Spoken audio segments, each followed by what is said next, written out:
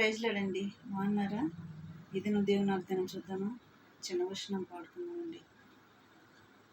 నూతన యెరూషలేము సియోను నాకై నిర్మించుచున్నావు నీవు, నీ నిరీక్షణయే రగులుచున్నది నాలో. నూతన యెరూషలేము సియోను నాకై నిర్మించుచున్నావు నీవు, ఈ నిరీక్షణయే రగులుచున్నది నాలో. యేసయ్యా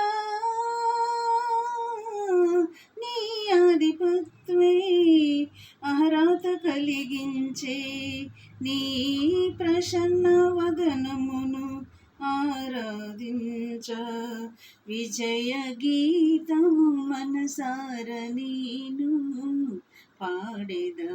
నా విజయముకై ప్రాణత్యాగము చేశావు నీవే, పునరుద్ధానుడనికి నారాధన నాలపన. ఇది నా వాగ్దానం అండి. యోవేలు 2వ అధ్యాయము 27వ వచనం నుంచి మధ్యలో వచనం చూసుకుందామండి. నా జనులు ఇక ఎన్నటికని సిగ్గునందరు అని దేవుడు ఇక్కడ చెప్తున్నాడు ఇజ్రాయేల్ ప్రజలతోనే కాదు, మనతో కూడా చెప్తున్నాడు. నా జనులు ఇక ఎన్నడను సిగ్గునందక ఉందురు, తర్వాత నేను సర్వజనుల మీద నా ఆత్మని కుమ్మరింతును అని చెప్తున్నాడు. అందరి మీద నా ఆత్మని నేను కుమ్మరిస్తానని చెప్తున్నాడు అన్నమాట ఇక్కడ దేవుడు.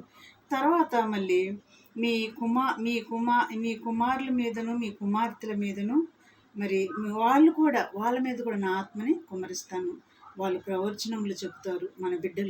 మన మీద ఆత్మ అంటే మన బిడ్డల మీద కూడా దేవుని ఆత్మ ఉంటుందని ఇక్కడ దేవుడు చెప్తున్నాడు. మీ కుమార్తెలు ప్రవచనములు చెప్తారని దేవుడు ఇక్కడ చెప్తున్నాడండి. ఈ అంత్య దినాలలో, ఈ కడవరి దినాలలో మరి దేవుని ఆత్మను పొందుకొని దేవుడు రాకడికి మనం సిద్ధపాటు కలిగి ఉందాం. నా జనులు ఎన్నడూ సిగ్గుపడరని చెప్తున్నాడు దేవుడు. స్తోత్రములు ప్రభా.